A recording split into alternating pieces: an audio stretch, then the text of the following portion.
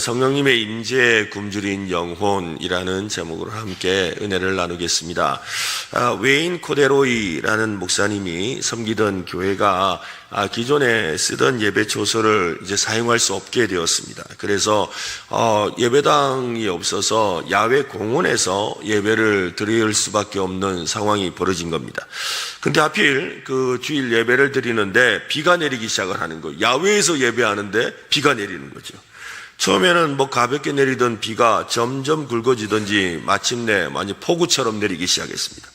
목사님의 마음은 이 마음 저 마음 조급해지고 마음의 걱정이 하늘같이 엄청난 거죠.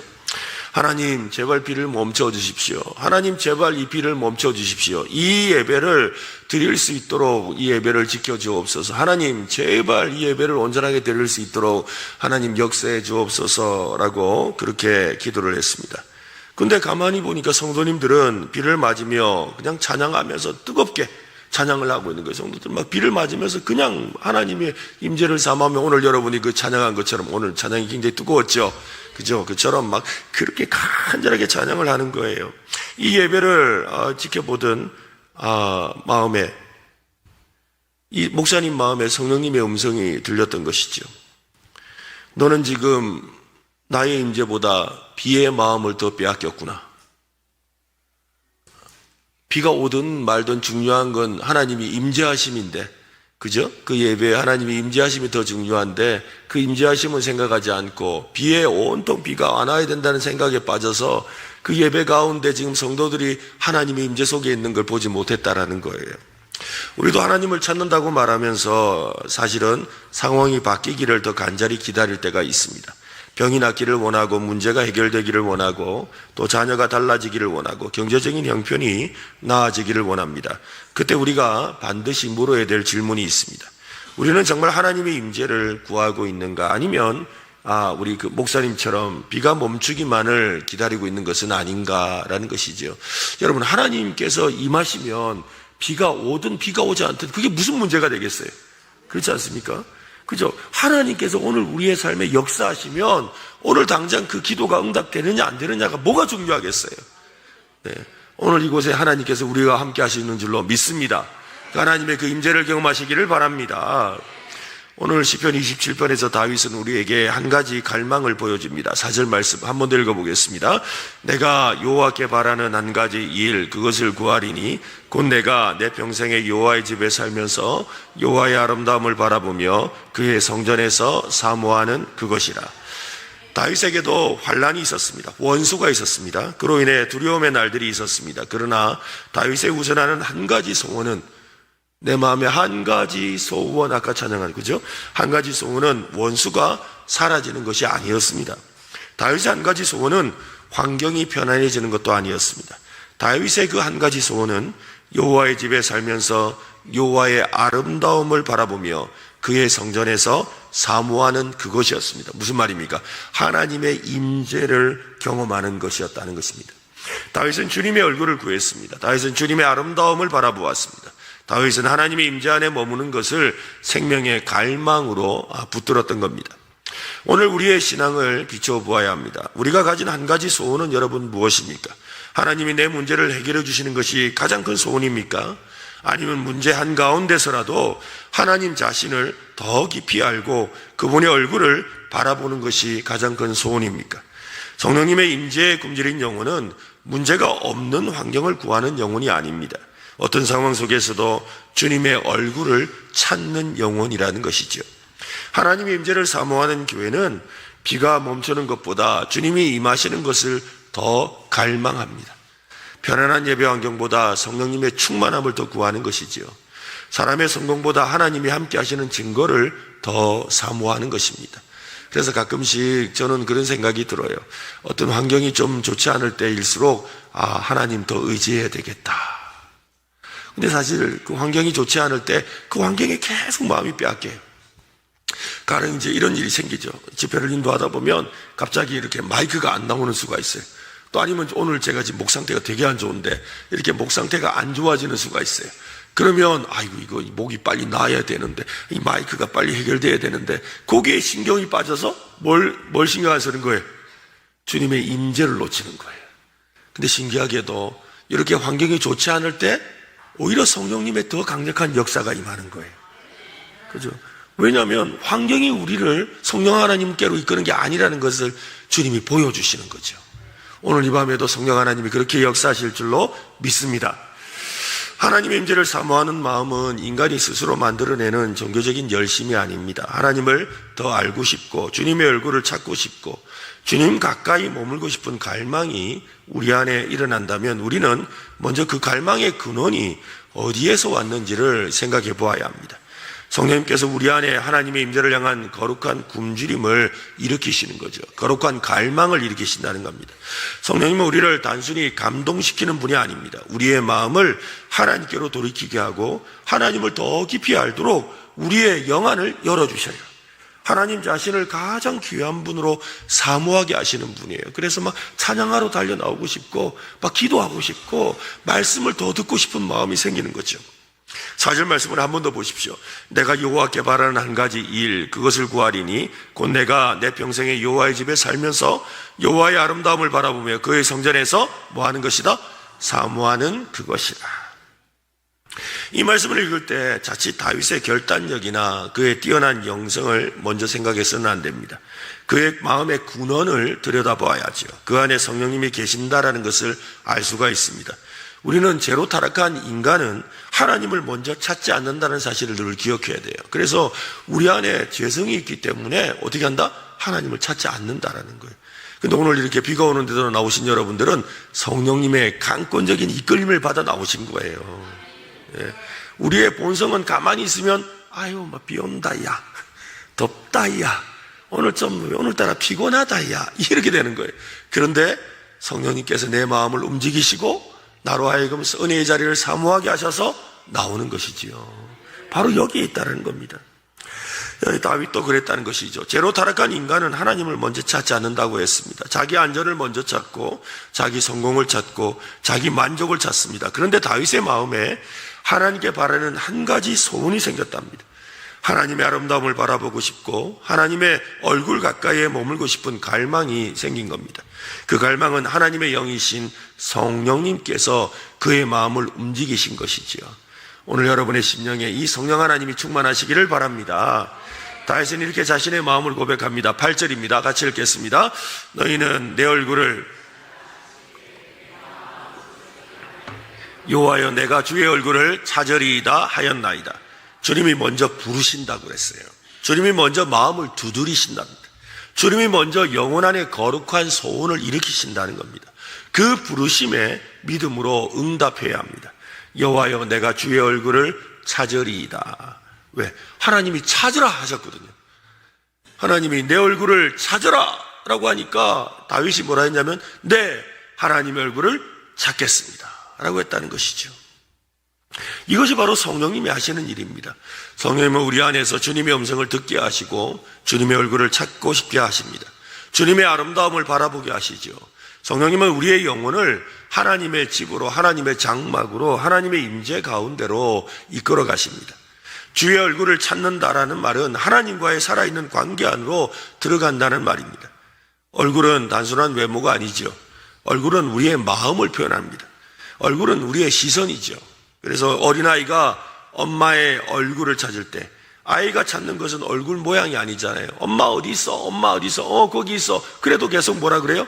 엄마 어디 있어? 엄마 어디 있어? 왜 그래요? 엄마 얼굴을 봐야 되는 거예요. 그렇잖아요. 뭐 바쁜데 막 근데 엄마 어디 있어? 엄마 어디 있어? 나 여기 있어 하는데도 계속 얘는 엄마 어디 있어? 엄마 어디 있어? 계속 찾는다고요. 그 소리 들은 것으로 끝나지 않으려고 하는 거예요. 뭐 하고 싶은 거예요? 엄마의 얼굴을 보고 싶은 거예요. 바로 다윗은 하나님의 그 얼굴을 구하고 싶은 거죠. 하나님의 얼굴을 찾아야 된다는 거예요. 이 얼굴은 바로 관계라는 것입니다.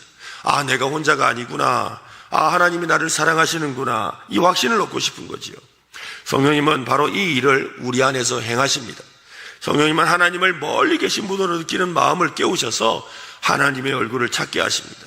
살아계신 하나님의 그 임재하심을 바라보게 하십니다. 하나님 자신을 더 원하게 하시죠. 이것이 바로 성령님의 역사입니다.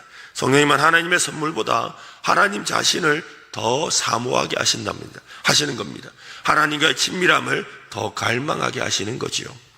예수님은 성령님께서 오시면 자신을 영화롭게 하실 것이라고 말씀하셨습니다.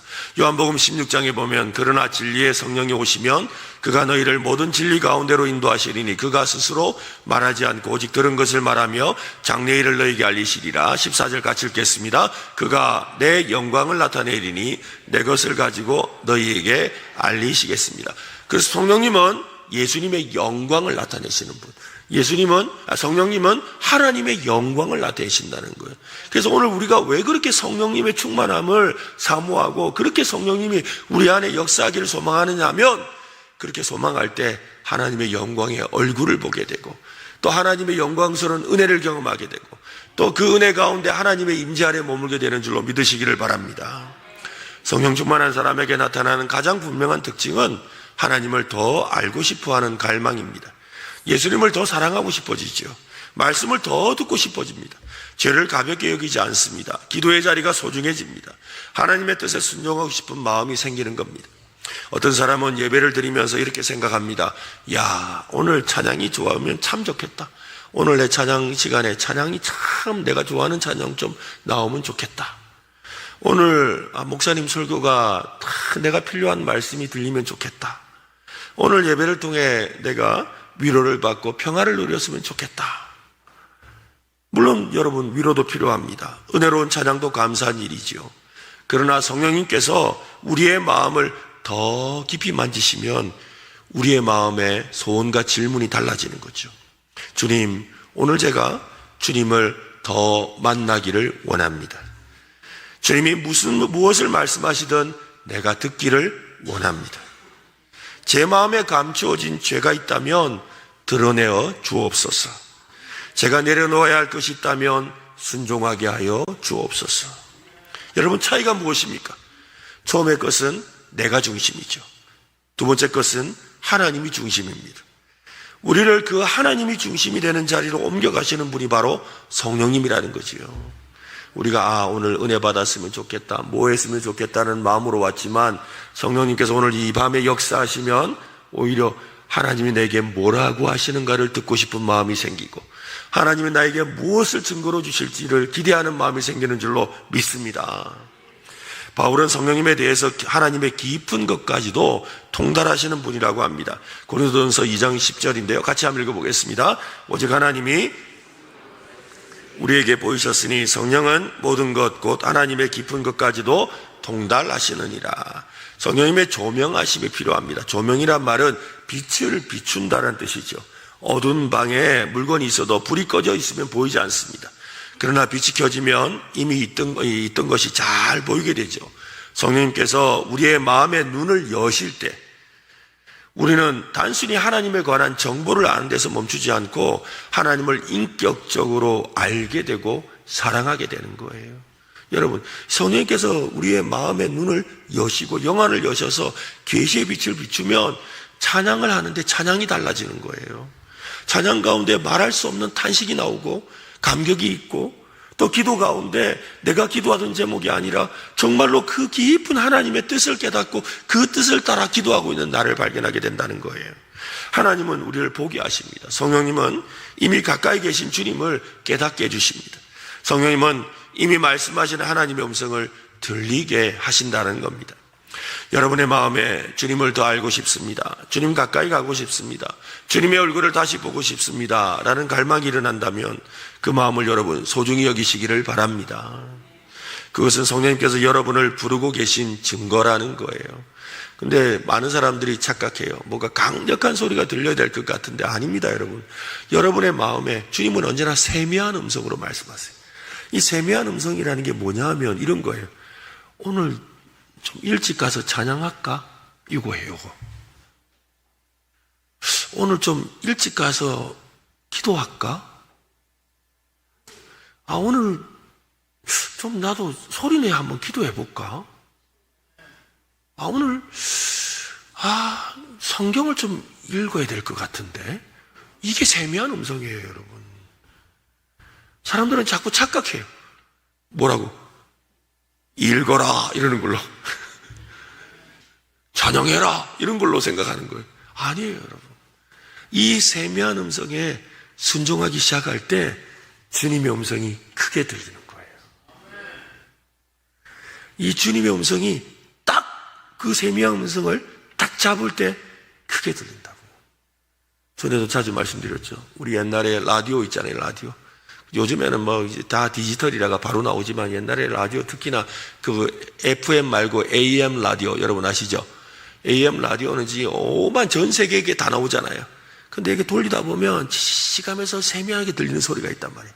근데 그 소리를 잡고 딱 돌리면 어떻게 돼요? 소리가 커지잖아요. 바로 그와 같다는 거예요. 이것이 바로 성령님께서 우리의 마음에 말씀하시는 거예요. 이게 성령님의 그 음성을 우리가 듣는 거죠.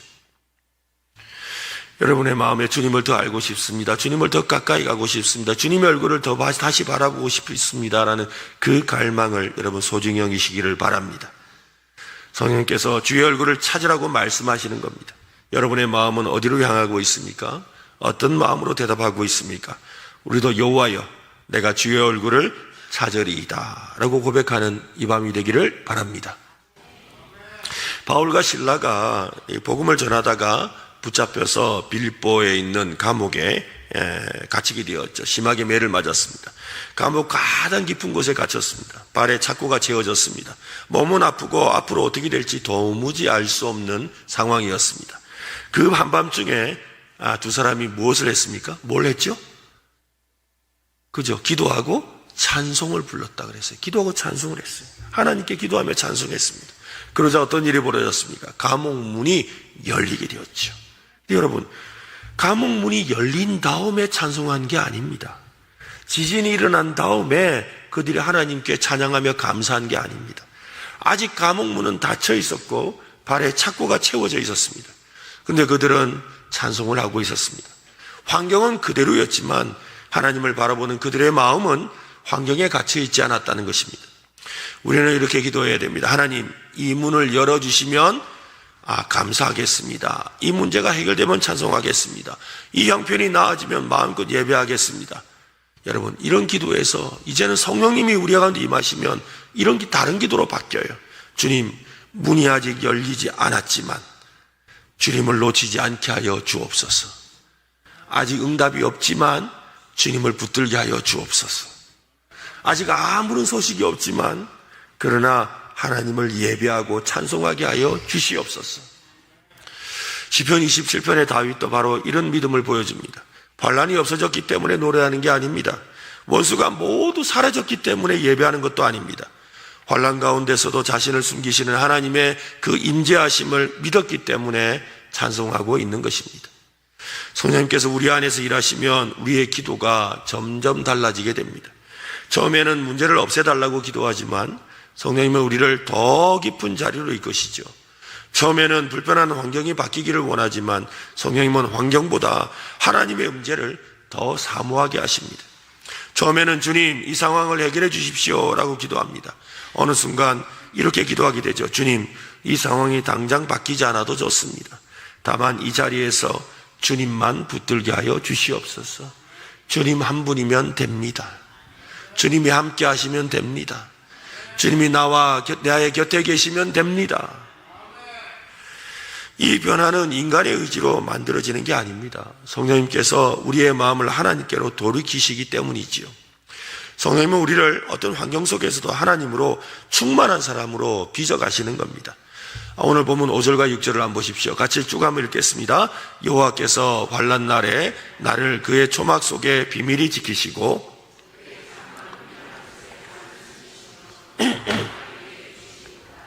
이제 내 머리가 나를 둘러싼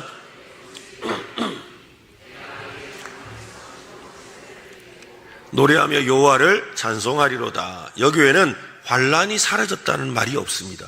원수가 없어졌다는 말도 없습니다. 그런데도 예배가 살아나고 있습니다.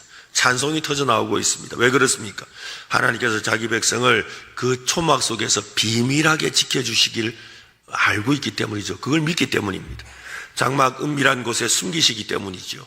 높은 바위에 두시기 때문입니다. 그 장막에서 즐거운 제사를 하게 하시고 노래하며 여호와를 찬송하게 한다는 거죠. 이게 무슨 말입니까, 여러분? 바로 그 환난 속에서 주님의 임재를 경험하는 여호와의 장막을 경험하고 있다 이 말인 거예요. 여러분, 우리의 신앙의 경제가 여기까지 이르면 참 좋겠어요. 그죠? 너무 힘들고 어려운데. 그죠? 그런데 내 마음속에서는 평안이 있는 거예요. 우리 찬송 가사 있잖아요. 그죠?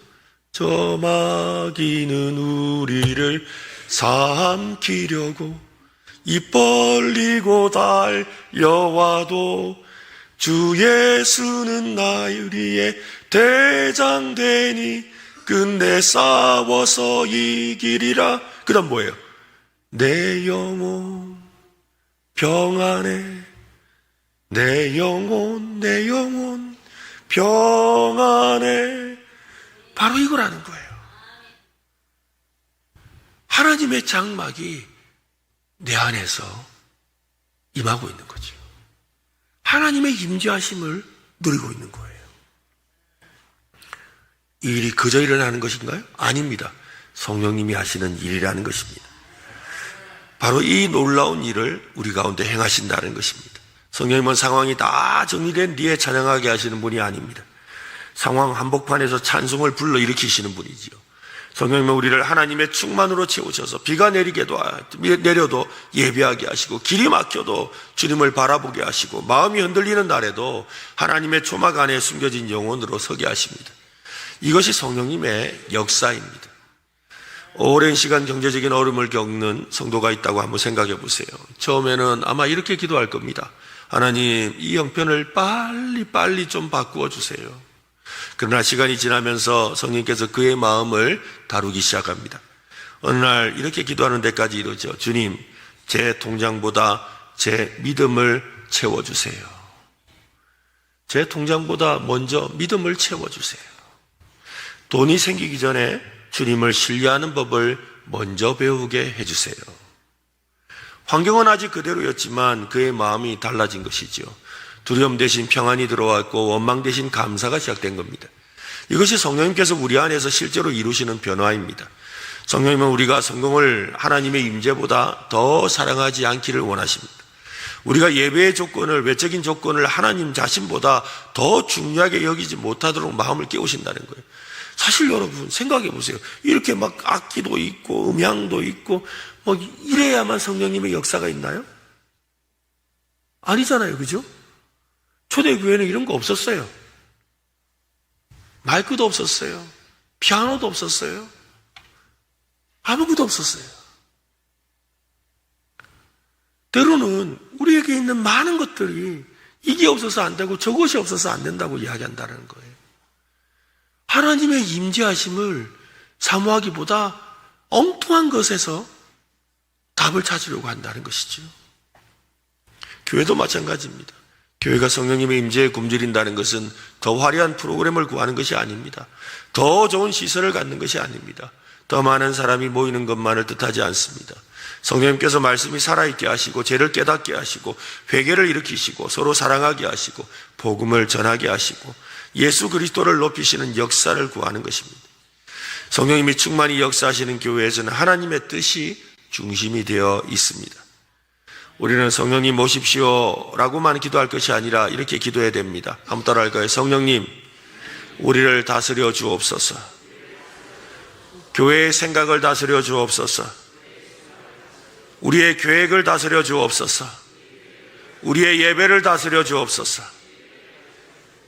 이것이 성령님의 임재에 굶주린 성도와 교회의 기도가 되어야 할 줄로 믿습니다. 흔히 믿음이 좋은 사람은 이렇게 기도한다고 하지요. 주님 없이는 실패할지도 모릅니다. 그죠? 주님 없이는 실패할지도 모릅니다. 참 좋은 기도죠. 그러나 성령님과 함께하는 사람은 이렇게 기도합니다. 주님 없이는 반드시 실패합니다. 한번 해볼까요? 주님 없이는 반드시 실패합니다. 두 기도의 차이를 여러분 아시겠습니까? 두 번째 기도는 위험한 기도죠. 매우 솔직하고 담대하고 능력 있는 기도입니다.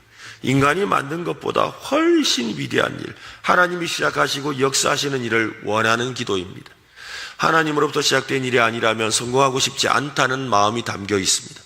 자신 하는 일의 중심에 하나님이 계시지 않는다면 그 일의 성공은 물론이고 그 일이 시작되는 것조차 원하지 않는다라는 말이죠.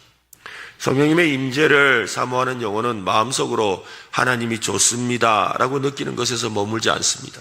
성령께서 우리 안에서 역사하시면 그 갈망은 기도가 되고 그 기도는 순종이 되지요. 그 순종은 삶에서 보이는 믿음의 증거로 나타납니다. 성령님은 우리를 막연한 감동에 머물게 하지 않으십니다. 우리로 하나님께 부르짖게 하시고 하나님의 뜻을 분별하게 하시고 결국 그 뜻에 실제로 순종하도록 이끄시는 겁니다. 오늘 본문 7절로 9절을 한번 쭉 한번 보십시오. 여호와여 내가 소리내어 부르짖을 때에 들으시고 또한 나를 긍휼히 여기사 응답하소서. 너희는 내 얼굴을 찾으라 하실 때 내가 마음으로 주께 말하되 여호와여 내가 주의 얼굴을 찾으리이다 하였나이다. 9절 같이 읽겠습니다. 주의 얼굴을 내게서 숨기지 마소서. 주의 종을 놓아여 버리지 마소서. 주는 나의 도움이 되셨나이다. 나의 구원의 하나님이시여 나를 버리지 마시고 떠나지 마소서. 하나님에 대해 생각하는 정도가 아닙니다. 부르짖고 있지요. 긍휼을 구합니다. 응답을 구합니다. 하나님의 얼굴을 찾습니다. 떠나지 말아달라고 간구합니다. 이것은 하나님을 얼마나 절박하게 찾고 바라고 있는지를 보여주는 것입니다. 이 장면에서도 다윗의 열심만 바라보아서는 안 됩니다. 그 부르짖음의 깊은 자리에 하나님께서 먼저 얼굴을 찾으라라고 부르시는 은혜가 있다는 것이죠. 그 부르심에 응답하도록 마음을 깨우시고 기도하게 하시는 분은 성령님이라는 것을 놓치면 안 되는 겁니다. 그러니까 우리가 기도하면서 여러분 주여 크게 외칩시다. 주여 크게 외칩시다. 라는 그것을 그냥 내가 주여를 외쳐야지 라고 생각하는 사람이 있는가 하면 그 말을 주님의 음성으로 듣고 순종하고 주여 외치는 사람이 있다라는 거예요. 그게 따라 전혀 다른 역사가 일어나잖아요. 실제로 여러분 기도하면서 우리 다 같이 주여 한번 외쳐봅시다 하면서 주여 우리 여러분이 할 수 있는 그 더 큰 목소리로 주님을 외칩시다 하고 주여 라고 외쳤는데 그 다음에 생각이 안 나는 사람들이 있다고 간증하더라고요. 생각이 안 났대요. 자기 이때까지 한 번도 자기가 정신을 잃은 적이 없고 자기는 이때까지 늘 기도할 때 조곤조곤 하나님께서는 이렇게 해주시고 저렇게 해주시고 우리 가족을 사랑해 주시고 또 하나님 사랑으로 이렇게 해주셔서 이렇게 하시면 저렇게 해서 이렇게 돼서 이렇게 해서 그렇게 될 것 같습니다. 하나님께서 역사해 주시면 우리가 이렇게 살고 저렇게 되어서 이렇게 되겠습니다. 늘 이렇게 기도했다라는 거예요. 그런데 한 번도 주여를 크게 해본 적이 없는 사람이에요. 그런데 우리 다 같이 주여를 크게 한번 외칩시다 하고 주여! 근데 그날따라 주여를 외치고 싶더래요. 그래가지고 그분이 목소리도 크지도 않은 분이야. 근데 자기 할 수 있는 거 주여 이 정도 했어. 너무 크지도 않아. 근데 이것도 대단한 거야 이분한테는. 주여 이랬대. 주여 했는데 그 다음 생각이 안 나더래. 눈을 떠보니까 1시간이 갔더라는 거죠. 1시간 동안 자기가 뭘 했는지를 모르겠대요. 그런데 그 1시간이 얼마나 행복하고 즐거웠는지 모르겠다는 거예요. 그냥 내가 정말로 어디를 헤매다 왔는지를 모르겠는데 너무 행복한 시간이었다는 거예요. 바로 그게 하나님의 역사잖아요. 성령님께서 임재하시는 역사 아니고 무엇이겠습니까? 바로 그것은 어디에서 시작되었다고요? 주의 얼굴을 찾으라 할 때 내가 주의 얼굴을 찾겠습니다라고 하며 순종하는 데서 일어났다라는 거죠. 성령 충만한 사람은 반드시 기도하는 사람이 됩니다. 성령님은 문제를 붙들고 밤새 염려하게 하는 대신에 하나님을 붙드는 기도를 하게 하십니다. 성령님은 현실을 외면하게 하지 않으시고 현실보다 크신 하나님을 바라보게 하시는 겁니다. 시편 145편에 여호와께서는 자기에게 간구하는 모든 자, 곧 진실하게 간구하는 모든 자에게 어떻게 하신다? 가까이 하시는도다. 그는 자기를 경외하는 자들의 소원을 어떻게? 이루시며 또 그들의 부르짖음을 들어사 구원하시리로다. 중요한 것은 진실하게 간구하는 이라는 표현이 있습니다. 입술로는 주님의 뜻대로 하십시오 라고 하면서 마음속으로는 내 뜻만 고집하는 기도를 깨뜨려야 합니다. 우리는 이렇게 기도해야 되죠. 성령님, 하나님이 원하시는 것을 제가 원하게 하여 주옵소서. 이게 참 멋진 기도 같아요. 한번 볼까요? 하나님이 원하시는 것을 나도 원하게 하여 주옵소서. 그게 제일 좋잖아요. 그죠? 그렇지 않습니까? 여러분, 기도응답도 마찬가지 아니겠어요? 기도응답도. 내가 원하는 것이 있고 하나님이 원하는 것이 있어요. 그죠? 내가 원하는 것이 응답받아도 기분 좋지요. 근데 하나님이 원하시는 것을 응답받을 때 사실은 더 좋은 거거든요. 근데 많은 사람들은 하나님이 원하시는 것이 응답되면 좀 마음이 섭섭해요. 좀 아닌 것 같아. 그래요. 그러니 우리의 마음에 뭐예요? 나도 좋고 하나님도 좋은 일이 되어야 되죠. 그렇지 않습니까? 그러려면 우리의 마음이 어디로 가야 돼요? 하나님의 마음으로 가야 되는 거죠. 그러니까 하나님이 원하시는 걸 나도 원하게 해달라고 기도해야 되는 거예요. 이 기도가 너무 중요한 거예요. 한번 해볼까요? 하나님이 원하시는 것을 나도 원하게 하여 주옵소서. 한번 더 합시다. 하나님이 원하시는 것을 나도 원하게 하옵소서. 네, 바로 여기에 있다는 것이죠. 이것이 하나님의 뜻을 분별하는 기도의 시작입니다. 성령님의 역사하시면 내가 무엇을 이루었는가를 질문보다 하나님께서 무엇을 원하시는가라는 질문이 더 중요해지기 시작하는 거예요. 그래서 성령님의 충만함을 경험한 사람들은 마음속에서 성령님이 나에게 뭘 원하실까? 성령님이 나에게 뭘 원하실까? 성령님 하나님께서 나에게 뭘 하라고 하실까? 여기에 더 관심이 생긴다는 거죠. 성령님이 중심이 되면 우리의 목적이 달라집니다. 첫째, 성령님은 현실을 정직하게 인정하게 하십니다. 열매가 없다면 없다고 인정해야 되죠. 기도가 식었다면 식었다고 인정해야 됩니다. 말씀에 대한 갈망이 사라졌다면 그것을 인정해야 됩니다. 복음 전도에 무관심해졌다면 인정해야 됩니다. 회복을 위한 성령님의 진단을 인정해야 된다, 이 말입니다. 그죠? 내가 아프다는 걸 인정해야 고침이 시작되는 거 아니겠어요? 그렇잖아요. 그죠? 병원에 갔는데 당신 이런 병원에 검사를 해보니까 여기 문제가 있습니다 라고 했어요. 그런데 뭐예요? 내가 인정을 안 해. 그럼 어떻게 돼요? 못 고치는 거죠. 그렇지 않습니까? 병원에 갔는데 의사 선생님이 이거 고치셔야 됩니다. 이거 당신이 안 보이지만 초음파를 찍어보니까 내시경을 내보니까 위에 지금 뭐 이렇게 아주 큰 혹이 있습니다. 이 혹을 떼내야 됩니다. 그런데 뭐요? 안 보이는데 몰라요? 괜찮아요? 그럼 어떻게 되는 거예요? 그거 못 고치는 거죠. 자기의 부족을 인정해야 되는 것이죠. 그죠? 거기에서부터 시작하는 거잖아요. 나의 부족을 인정하는 거예요. 두 번째로는 성령님은 하나님의 의와 뜻으로 채우신다는 거예요. 우리는 빈 것을 비우는 데서 멈추서는 안 됩니다. 잘못된 영멍을 놓았다면 하나님의 뜻으로 채워야 되는 거죠.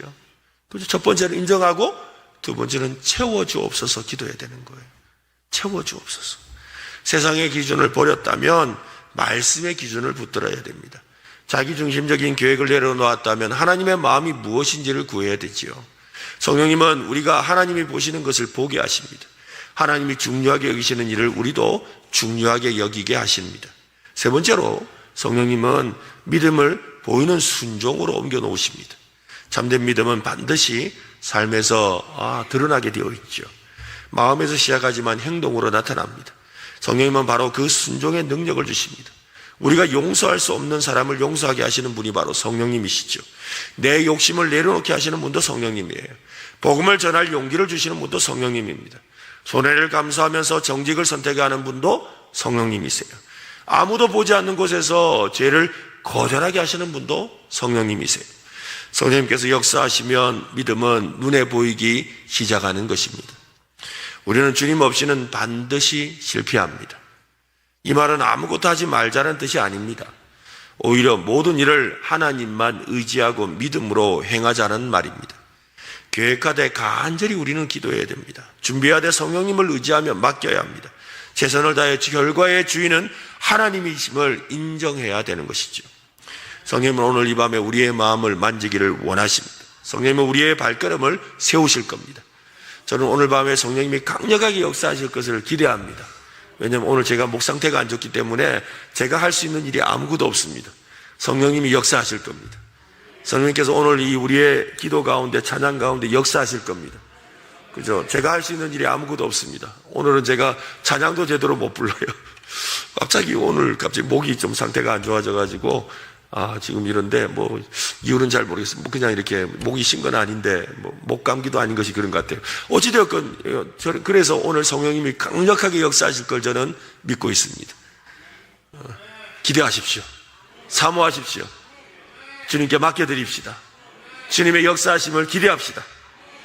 우리 주님의 임재하심을 경험했으면 좋겠습니다. 그 임재하심이 우리 교회 가운데 넘쳐났으면 좋겠습니다.